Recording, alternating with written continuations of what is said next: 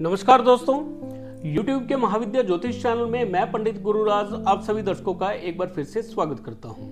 दोस्तों, YouTube के महाविद्या ज्योतिष चैनल के माध्यम से मैं लाल किताब और वैदिक ज्योतिष से जुड़ी हुई अनुभूत जानकारी समय समय पर आप तक पहुंचाता रहता हूं। उम्मीद है आपको मेरी वीडियो पसंद भी आती होंगी। अगर वीडियो पसंद आती है तो वीडियो को लाइक करें, शेयर करें और चैनल को सब्सक्राइब भी कर लें ताकि ऐसी ही जानकारी आगे भी मैं आप तक पहुंचा सकूं।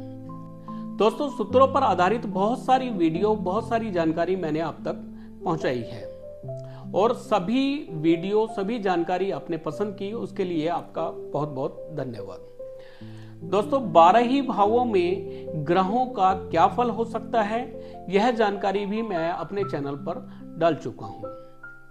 आज मैं केतु से जुड़ी हुई बहुत ही महत्वपूर्ण और अनुभूत जानकारी आपको देने वाला हूं। वीडियो को अंत तक जरूर देखें, वीडियो में अंत तक बने रहें।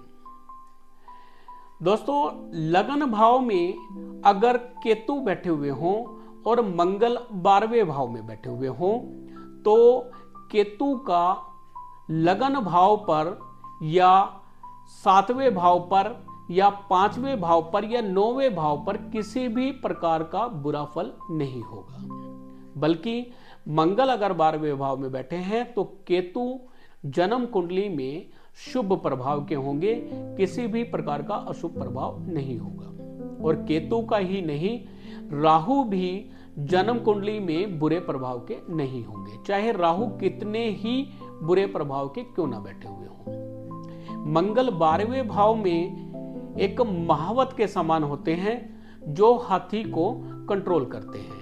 राहु हाथी के समान है और मंगल महावत के समान है। तो अगर मंगल 12वें भाव में बैठे हैं तो राहु और केतु जन्म कुंडली में बुरे प्रभाव नहीं देते हैं। दोस्तों, लगन भाव में अगर केतु बैठे हुए हों और वर्षफल में भी केतु लगन भाव में ही आ जाएं तो यात्रा की चाहे पूरी तैयारी हो चुकी हो, आपने प्लेन का टिकट भी ले लिया है, वीजा आपका लग चुका है, पूरी तैयारी करके बैठे हुए हैं, घर में पूरी तैयारी हो चुकी है, या फिक्र आपके मन में यात्रा को लेकर लगा हुआ है, या तब्दीली को लेकर आपका मन परेशान है, तो आप एक बात जान लें कि आपकी यात्रा अंत समय पर नहीं होगी, यानी यात्रा आपकी स्थगित हो जाएगी। केतु जब भी लगन भाव में आते हैं यात्रा में अंकुश लगा देते हैं, यानी यात्रा स्थगित हो जाती है। दोस्तों, जन्म कुंडली में केतु लगन भाव में बैठे हुए हों तो सूर्य के फल को उच्च कर देते हैं। सूर्य चाहे 6ठे भाव में बैठे हों, चाहे वो 7वें भाव में नीच ही क्यों ना हो। 6ठे या 7वें भाव में सूर्य होने के बावजूद लगन भाव में बैठे हुए केतु सूर्य के फल को उच्च कर देते हैं। सूर्य यहां पर शुभ प्रभाव के बन जाते हैं। दोस्तों, जन्म कुंडली में लगन भाव में केतु बैठे हुए हों तो ऐसे जातक का धन दौलत और कामदेव की शक्ति दोनों ही साथ साथ बढ़ती होंगी और जातक का आज का रिजक कोई रोक नहीं सकता, इसलिए जातक को कल की फिक्र बिल्कुल नहीं होगी। जातक कल की फिक्र ना करने वाला होगा। जन्म कुंडली में केतु लगन भाव में बैठे हुए हैं और वर्षफल में केतु अगर लगन भाव में आ जाएं तो यह समय जातक के परिवार में धोता, पोता, भांजा या उसका अपना लड़का होने का समय होगा। दोस्तों, जन्म कुंडली में लगन भाव में केतु कितने ही मंदे क्यों ना बैठे हुए हों, बृहस्पति का फल अब उत्तम होगा। बृहस्पति का फल यहां पर नेक होगा। दोस्तों, लगन भाव में बैठा हुआ केतु दरवेश होगा और पिता और गुरु के चरणों को धोता होगा। ऐसा जातक पिता के मंदे वक्त में हरदम पिता के साथ खड़ा होगा और पिता की मदद करेगा। दोस्तों, केतु अगर लगन भाव में बैठे हुए हों तो सूर्य चाहे छठे भाव में बैठे हों चाहे सातवें भाव में बैठे हों, सूर्य का फल नेक होगा, उत्तम होगा, उच्च होगा। लेकिन अगर ऐसा जातक बुध की कच्ची शाम और केतु की तड़के सुबह के समय अगर अपने बेटे को गुड़ दे, यानी सूर्य की वस्तु गुड़ दे, या सूर्य की ही वस्तु तांबे का पैसा कोई बाहर बाजार से कुछ खाने पीने के लिए दे, तो ये विष के समान होगा, जिससे सूर्य का फल भी खराब होगा और केतु का फल भी खराब होगा। लेकिन आज हमारे देश में तांबे का पैसा नहीं चलता है, लेकिन बहुत सारे ऐसे देश हैं जहां पर तांबे के पैसे चलते हैं और हमारे बहुत सारे इंडियन ऐसे देशों में रहते हैं। तो उन लोगों के लिए मेरी सलाह है कि अगर उनकी कुंडली में केतु लगन भाव में बैठे हुए हैं और सूर्य उनके छठे या सातवें भाव में बैठे हैं, तो ऐसे जातक को अपने बेटे को सुबह के समय या कच्ची शाम के समय तांबे का पैसा या गुड़ नहीं देना चाहिए। दोस्तों, जन्म कुंडली में केतु यदि लगन भाव में बैठे हुए हों और मंगल 12वें भाव में बैठे हुए हों, तो केतु का कोई भी मंदा प्रभाव नहीं होता है, मगर केतु खाना नंबर 1 में होकर फर्जी फिक्र पैदा करते हैं। केतु का खाना नंबर 6 या खाना नंबर 7 पर बुरा प्रभाव हो तो हो, लेकिन सूर्य पर केतु का कोई भी बुरा प्रभाव नहीं होगा। सूर्य हमेशा उच्च प्रभाव के ही होंगे। दोस्तों, जन्म कुंडली में केतु अगर लगन भाव में बैठे हुए हों और शादी के बाद अगर केतु का प्रभाव मंदा हो जाए, तो शनि अब सहायता करेंगे या शनि के उपाय से जातक को लाभ हासिल होगा। अन्यथा यही केतु अपने गुरु या पिता को ही काट खाएगा। यानी शादी के बाद केतु का उपाय करना जरूरी होगा, यानी शनि के उपाय से केतु का शुभ फल जातक को प्राप्त होगा। शनि के उपाय में तेल का दान करना या काले उड़द दान करना या काले चने दान करना शुभ फल का होगा। शादी के बाद यह उपाय जरूर किया जाए। दोस्तों, जन्म कुंडली में केतु अगर लगन भाव में बैठे हुए हों, तो ऐसे जातक का जन्म जद्दी पुश्तैनी मकान से दूर किसी सराय में, किसी मुसाफिर खाने में या परदेश में या नानके के घर हुआ करता है।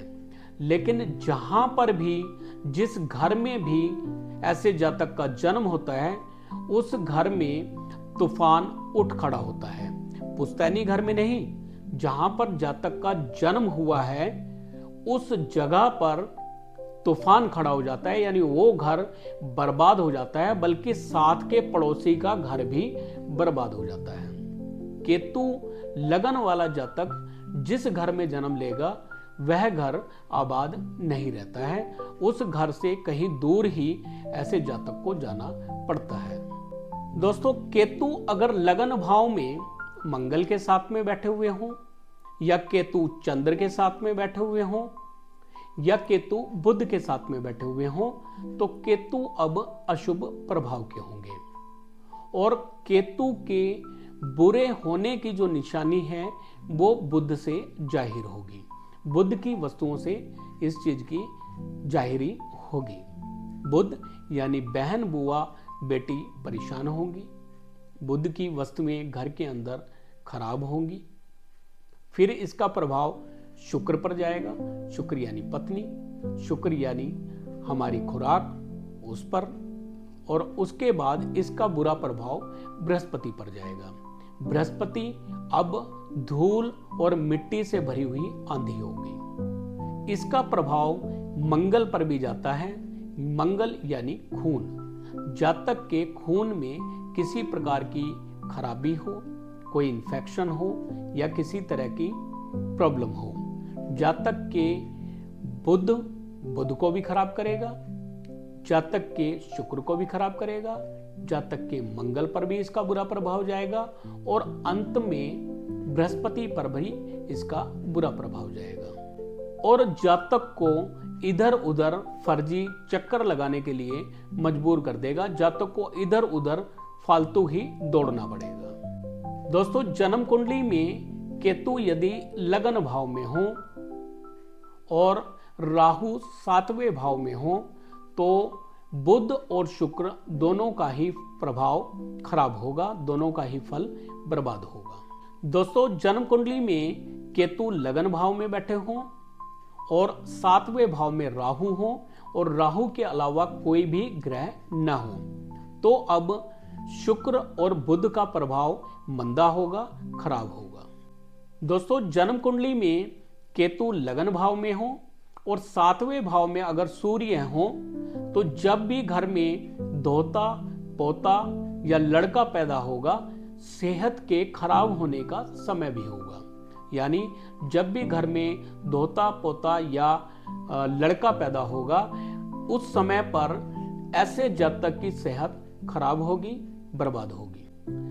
दोस्तों, केतु अगर आपकी कुंडली में लगन भाव में है और आपको बुरा प्रभाव दे रहे हैं, केतु की वजह से आपकी यात्राएं नहीं हो पा रही हैं, आप विदेश यात्रा करना चाहते हैं, यात्रा में कष्ट आ रहा है, या केतु के लगन भाव में होने से आपकी कमर में दर्द, रीढ़ की हड्डियों के दर्द, पैरों के दर्द, जोड़ों के दर्द या कान के दर्द की समस्या हो रही है, तो आपको कानों में सोना धारण करना चाहिए। कानों में सोना धारण करें और माथे पर केसर का तिलक लगाएं। साथ ही साथ आप एक काला सफेद कंबल रात को सिरहाने रखकर सुबह मंदिर में भी दे सकते हैं। जो लोग कानों में सोना धारण नहीं कर सकते हैं, वो कानों पर अगर यहाँ पर केसर का तिलक लगाएं तो भी वही प्रभाव आपको प्राप्त होगा जो कानों में सोना धारण करने से प्राप्त होना था। जो लोग कानों में सोना धारण नहीं कर सकते हैं, वो कानों पर केसर का तिलक लगा सकते हैं। दोस्तों, केतु अगर आपके कुंडली में लगन भाव में है तो जाहिर सी बात है कि 7वें भाव में आपके राहु होंगे और 7वें भाव में अगर राहु होंगे तो शुक्र का फल बर्बाद होगा। शुक्र यानी लक्ष्मी, शुक्र यानी पैसा, शुक्र यानी पत्नी। तो हो सकता है पत्नी की सेहत खराब रहे या आपका गृहस्थ खराब हो, दूसरे विवाह तक की भी नौबत आ जाए, तलाक हो जाए या पैसा स्टेबल ना रहे, धन दौलत की हानि हो, तो उसके लिए भी उपाय आपको करना चाहिए। यानी चांदी की एक डब्बी में चांदी का चौकोर टुकड़ा रखकर गंगा जल भर के घर में कायम किया जाए और याद रखें, लड़की अगर है तो उसका विवाह 21वें वर्ष में बिल्कुल ना किया जाए और अगर लड़का भी है तो भी 21वें वर्ष में विवाह बिल्कुल ना किया जाए। और शादी के बाद ससुराल से कोई भी बिजली का सामान ना लिया जाए। इन चीजों का अगर आप ध्यान रखते हैं तो राहु और केतु के बुरे प्रभाव से बचे रहेंगे। उम्मीद है आज की वीडियो भी आपको पसंद आई होगी। अगर वीडियो पसंद आई है तो वीडियो को लाइक करें, शेयर करें और चैनल को सब्सक्राइब भी करना ना भूलें। चैनल को सब्सक्राइब जरूर करें। दोस्तों, यदि आप अपनी जन्म कुंडली दिखाना चाहते हैं, अपनी जन्म कुंडली का संपूर्ण विश्लेषण कराना चाहते हैं तो स्क्रीन पर दिए गए नंबर पर कॉन्टैक्ट कर सकते हैं। आपकी जन्म कुंडली का संपूर्ण विश्लेषण किया जाएगा। आपकी कुंडली में ग्रह जन्म कुंडली में कहाँ है वो भी देखा जाएगा। चलित कुंडली में ग्रहों की स्थिति बदल तो नहीं गई है वो भी देखी जाएगी। गोचर के ग्रह भी देखे जाएंगे और वर्षफल में ग्रह कहाँ चल रहे हैं और उसके क्या उपाय करने चाहिए, आपकी क्या समस्या चल रही है, उस समस्या से कैसे निजात पाना है, किन किन चीजों से आपको बचना है, क्या क्या चीजें आपको नुकसान कर सकती हैं, वो सारी ही जानकारी आपकी कुंडली देखकर दी जाएगी। फिर मिलेंगे अगली वीडियो में, तब तक के लिए नमस्कार।